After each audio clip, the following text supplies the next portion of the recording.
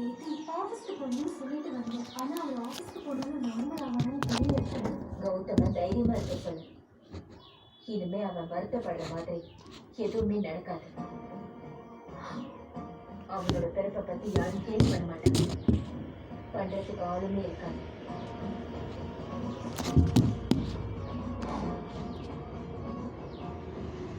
உங்களுக்கு பிடித்த சீரியல்களின் புது எபிசோடுகளை சன் டிவியில் ஒளிபரப்பான உடனே எக்ஸ்க்ளூசிவாக சன் மட்டும் பாருங்கள்.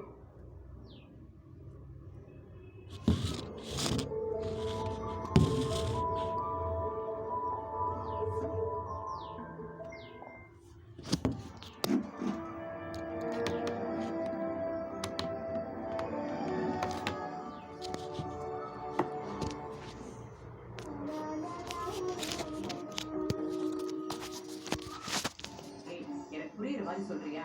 பழைய மேனேஜரை மகா எதிர்த்ததால மகாவை வேலையை விட்டு தூக்கிட்டா போல இருக்கு.